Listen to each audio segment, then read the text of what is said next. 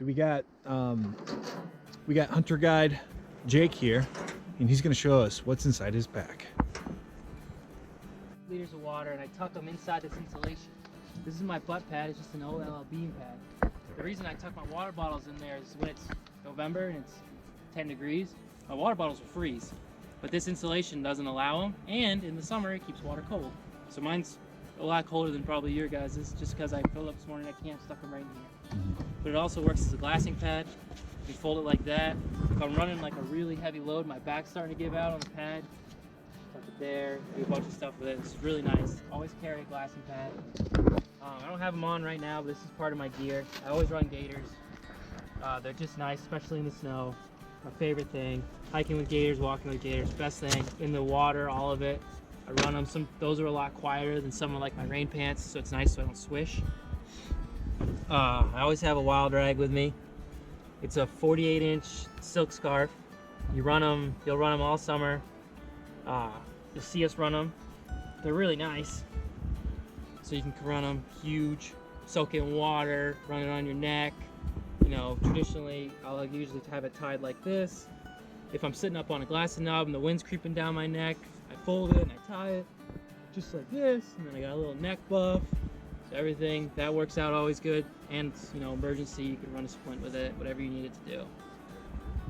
I'm wearing a micro puffy jacket right now.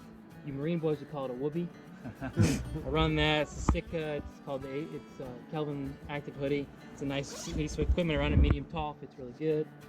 Got that. Heavy core weight zip tee. Really basic. 150 grams insulation. Nice. And then a core lightweight. So this thing's basically nothing. I think it's like 20 grams insulation. Wicks the sweat right off me. This is all merino wool. Does all that.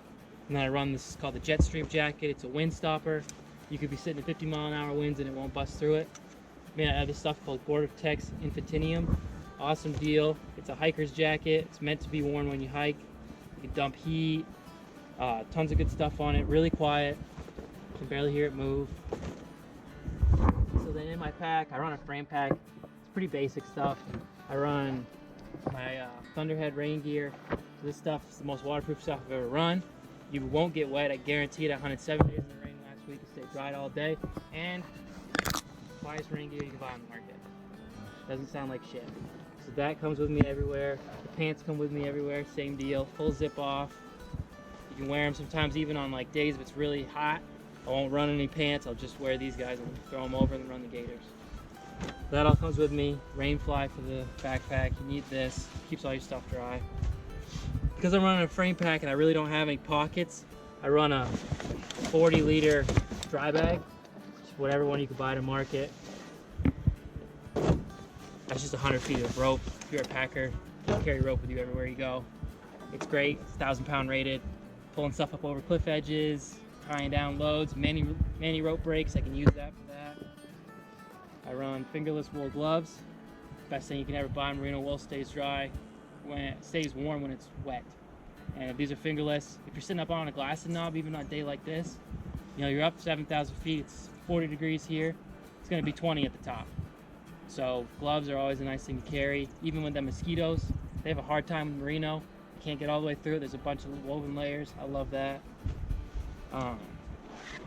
75 feet of paracord, 550 cord, 100 uses. My C-splint, part of the med kit. This can fold to like anything. This is my favorite thing in the world. It's just so nice to have. I just fold it right out. It's got a space grade aluminum inside of it. So say you busted your arm, put that right out there, fold it right here, and duct tape it right there. It's all ready to rock. You can do it for a bunch of stuff. We've used them even on tourniquets on like stuff that you need. Really useful, super fun, super light, packable. The guy that makes them is really smart. Where are they? It's right there. Replacement blades for my skinning knife. I run an EDC outdoor edge. You can replace a blade. So my favorite thing is when I'm skinning, like my first initial skinning and quartering cuts, I'll skin it all out, and then when I go to start cutting up meat, just whip out a new blade so you stop getting hair on the meat. Saves a lot of time in the end. And then I run a traditional skinner, just in case, you know, that blade is nice, but it's thin. Doesn't necessarily get through joints that well. This gets through joints. It's literally $10 at Walmart. It's the best knife I've ever found. I can't believe it. Holds an edge nice. You always want to have a survival knife or something you can whack tree limbs with. This is Ontario Knife Company. This thing's fucking sick. I love this one. Big heavy blade, serrated on the end. It's got a little gut hook right here. It's great for paracord. Pull it right through. Heavier than hell. You can hammer on it with. I mean, you know, there's a 10-pound weight behind it. Basically, you can feel it out. It's really nice. That's my favorite thing I've ever bought. For out here, it just works out so much better. Where can you find something like this? Just online or? I got it at Cabela's. Yeah. It was $50 at Cabela's. It's a very popular knife company. They do good stuff. Knife sharpener. I run this little one. It's got the ceramic, so coarse, fine, get it done. The thing about this one that I love, it has a file and it even has a little chainsaw tool in there. Say I'm trying to sharpen a serrated, like I'm cutting through something, these will get after and get it done. Saves me a lot of time in the long run. Brand name? AccuSharp. AccuSharp. Sportsman's Warehouse, $10. Very well. Then I always have a little extra cap, you know, in case my head gets cold. Fun thing about Montana, you don't have to wear orange. So it doesn't matter what cap you throw on. That's my favorite thing in the world. Instead of having to like put my beanie on and then put my orange ball cap over it, I just swap them out. It's nice on the horse rides. This one's super light, it's a little knit one, running inside. If you want to get in the shadow. I love that setup.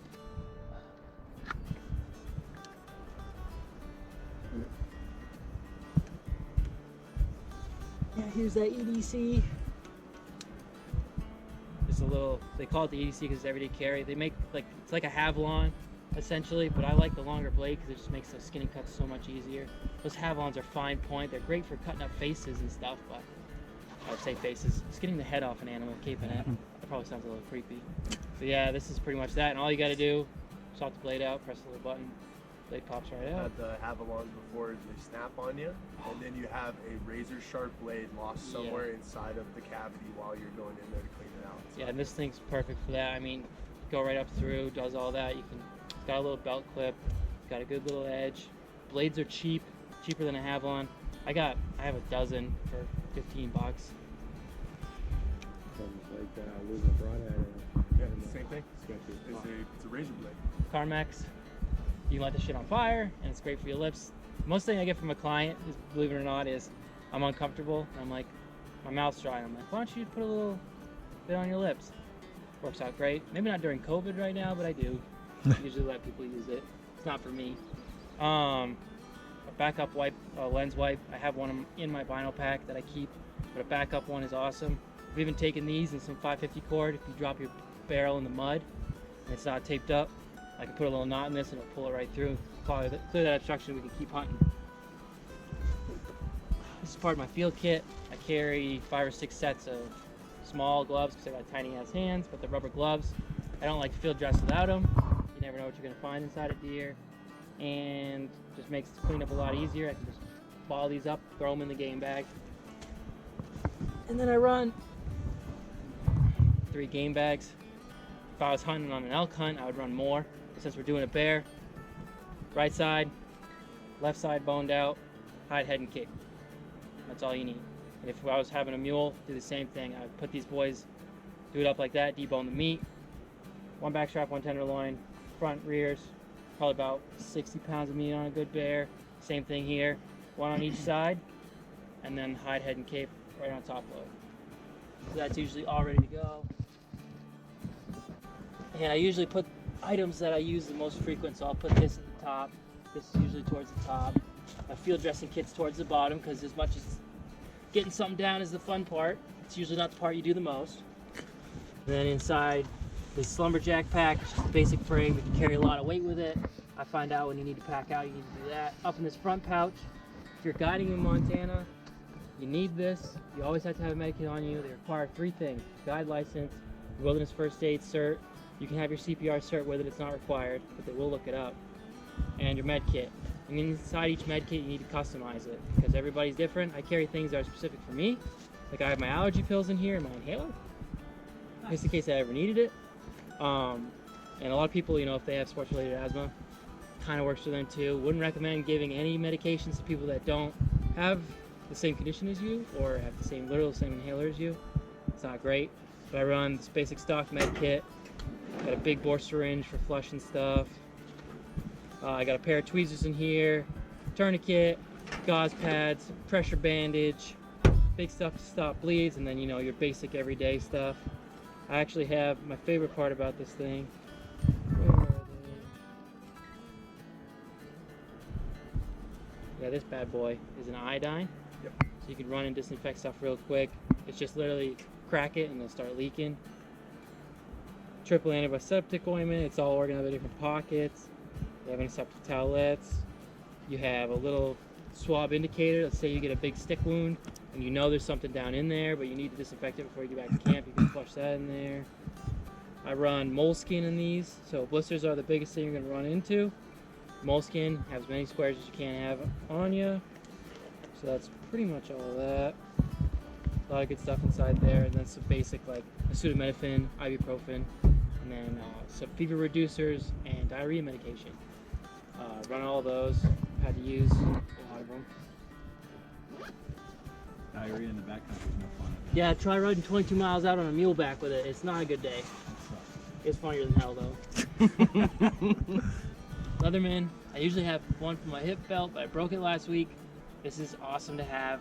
Always running one, just in case, you know, whatever you need to do. This thing, as much as that's what that little saw tool is for, to sharpen, this thing will zip through a rib cage in fucking seconds. I love it. All my tags and stuff stay inside this waterproof case. Everything's right here. All the equipment I need to do my job is right here. Flagging tape, flashlight, best flashlight I ever got.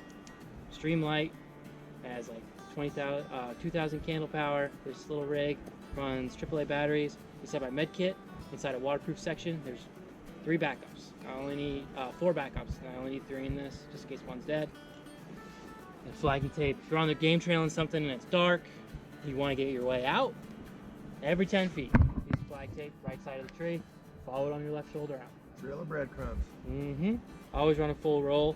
I've had situations where I've literally gone over 2 miles. And you just got to make sure you start using them less and less. That's all for that. And then in my bino pack, I'll run my inReach on the side, rangefinder right here. I run Vortex. I like that gear. I get it cheap. But inside, just a regular 10 by 50 binos. And on the side pockets is the most important stuff. I always got a lighter right here. If it's late season, I'll carry fireproof matches inside a waterproof case. But right now, because it's bear season, I'm never worried. I know this is going to go on no matter what. I can always find a spot out of the wind. There's a bunch of garbage in the sides too, so ignore that part. Compass. Be careful, these will wear out after a year because there is metal in your binos and there's metal in everything else that you run. So wearing it on my chest, you have a gun near you, anything, it does wear them out, so they lose a little bit of accuracy, which you know how it goes. The degree at 3 miles away is going to be a major problem. Inside this actual little pouch on the back, the most important item you have is a guide, electrical tape. I tape barrels with this, I'll tape my pistol barrel with this, I'll tape tags on critters, you name it, we use it for everything. Taping that SAM split to somebody's arm, most important thing I run. Then on the right here, wind checker. Is actually a gift from an outfitter that I used to work with, super nice guy. He gave it to me because he said every good guy needs wind checker, been working great. And then ear protection, protect it or lose it. And a lot of times when I'm still hunting, if we're popping around corners on roads, I'll run one with my left ear in, and I'll have one dangler up on my right ear. We pop around a corner and we see a bear, guy can't get steady, throw you right on my shoulder, put my ear pro in, plug it in there, let him rip right off my shoulder, saves my ears, and also can get him a bear real quick. Oh, so you let clients shoot off your shoulder? Depending on the situation. Okay. It's strange if you have to. A lot of people don't necessarily like it. Depends on what they're doing. If you're comfortable with the guy, you can do it. If you're not comfortable with the guy, don't do it. It all depends on the situation. That's pretty much everything that I carry. And this 100 feet of poly rope. You don't need to get it in red, white, and blue, but I'd recommend it. Raw. Freedom. Merca. Hell yeah. Yeah. And with this, you name it, I can do it. I hand wrap it. Whenever they give it to you in a wrap, it's bullshit. Untangle it, wrap it your own way. You guys will learn in the next week or two how to make this wrap. This is it. This is the only way we do it. We run it just like this. This thing pops out and we can throw it right out 100 feet long. Favorite wrap, best way to do it, hangs up right in my tent right next to my bed if I'm not using it. Yeah, emergency lead rope, pulling stuff over cliffs, anything. Thanks, Greg. That is what is inside a guide's pack.